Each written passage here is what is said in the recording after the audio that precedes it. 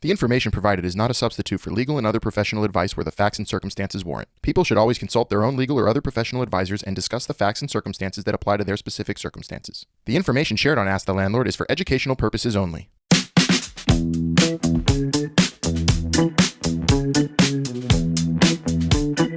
Hello, everyone listening out there. We're back with another episode of Ask the Landlord with our favorite landlord, Albert Dweck.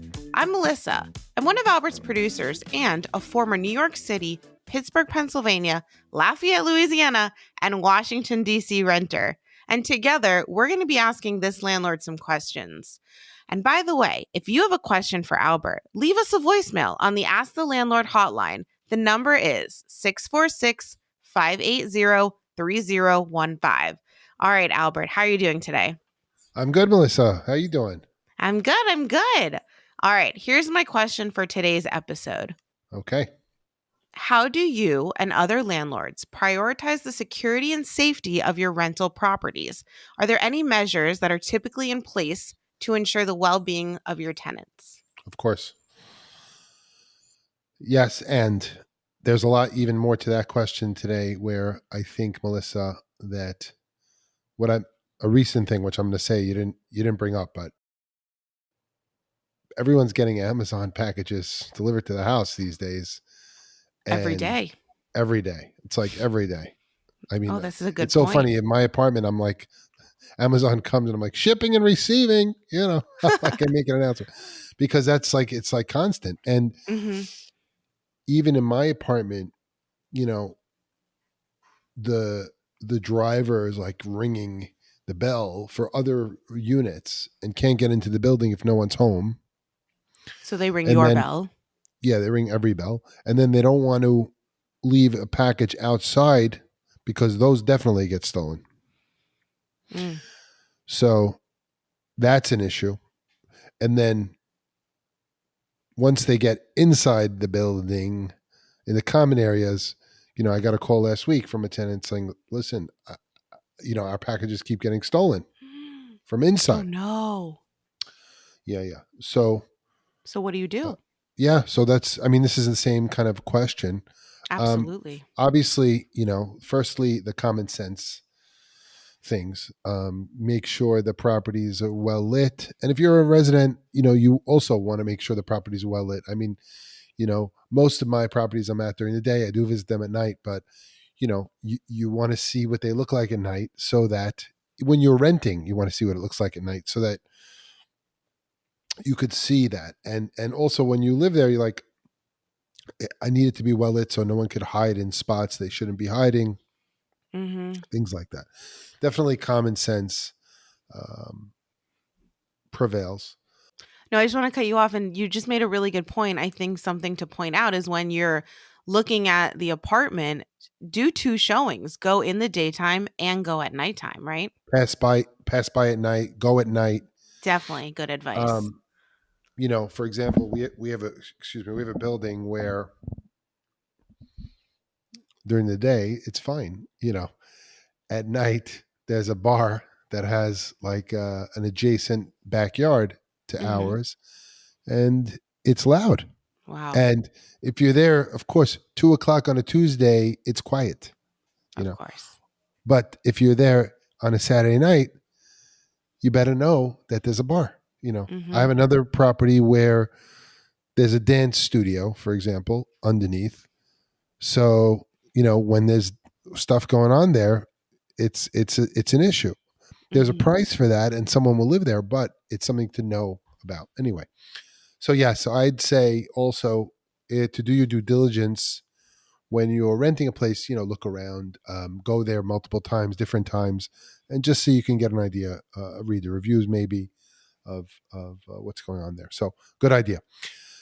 So common sense, I think, prevails where, you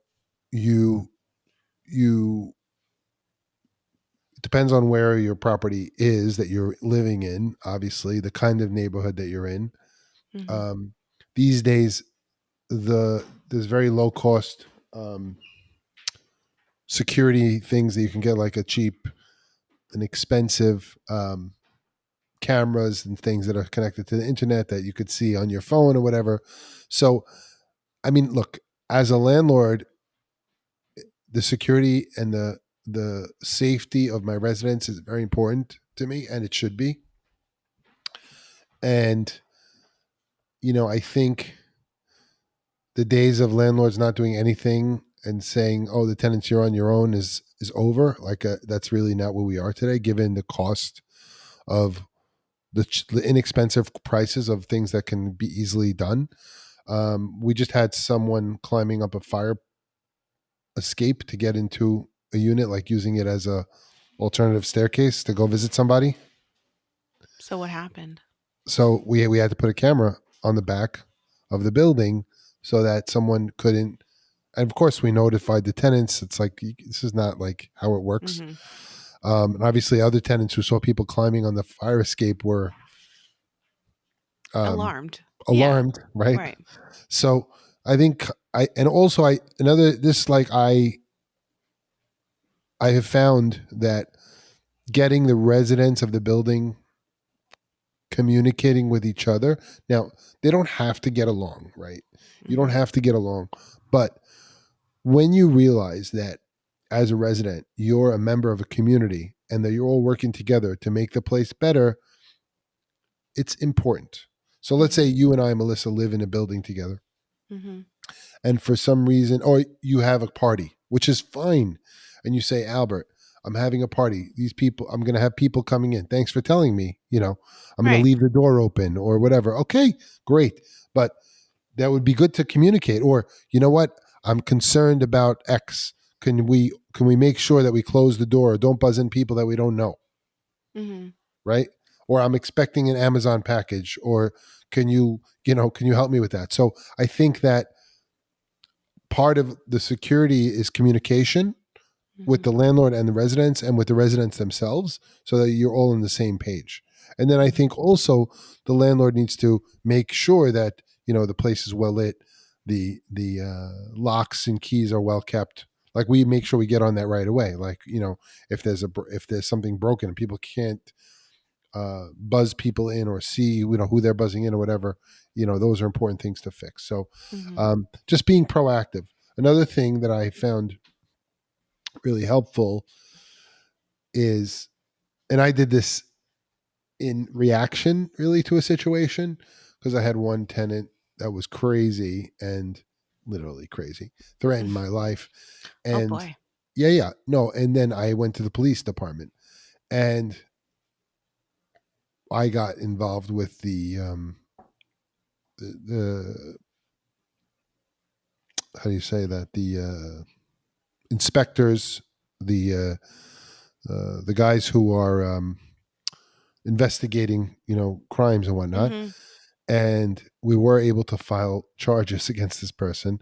And also what I did was I met the actual police officers that were the people that patrol my block, and I got their names and numbers so that if I have a problem, I can call them on their cell phones. That's great. That unfortunately, right. not enough people do that. The police are also part of the community too. And I think that if you engage them, welcome them, appreciate them, and include them, they're part of the community and they want security as well, right? Right. It's cool. Yeah. Another Absolutely. thing that happened with the packages, which I can talk about also, so we had these buildings where Amazon would ring the bell and they couldn't, and no one was home, which is during the day, fine. So then the Amazon couldn't get into the building, so they would leave the package on the doorstep of the building. Outside. Okay, so that's not good. So then Amazon actually called us up and they put a device in that allows their drivers to access the property to get into the front door. Okay. Special So a device is like a key special for Amazon drivers. Special key for Amazon that lets them put the stuff in the building. Okay. So that was a good improvement that we made. Another thing that people have is obviously a package room or something where um, in fancier buildings where packages are secured for, like Melissa, you have a box, like, Mm-hmm. oh, here's your secure box that Amazon puts stuff into or whatever it is.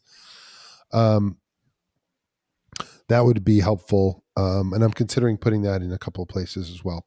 I Um, think that's great because I think just everyone's going to continue ordering from online retailers and that's not going anywhere. So if landlords can adapt and like especially these old tenement buildings, I remember mine had two doors to get in.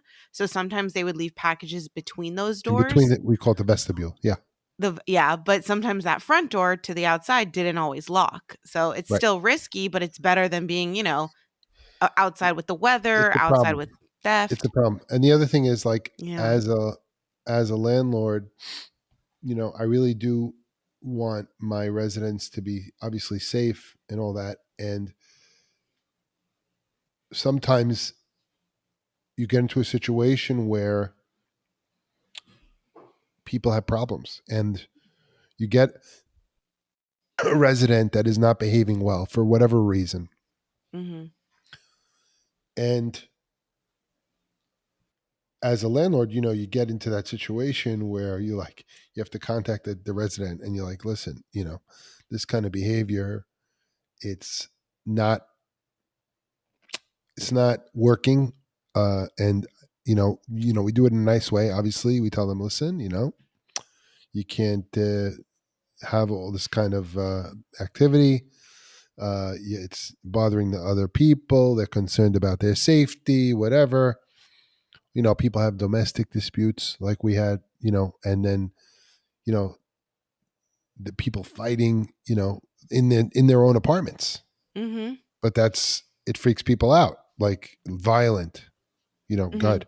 You That want to say? happened to me when I was in Pittsburgh. I was in a townhouse, a rental, but they were attached, and we could hear everything, and I was actually scared for my life, and I was in a good neighborhood, and this guy was just a nut arguing with his girlfriend. We could hear exactly what they were saying, and it was like 3 in the morning.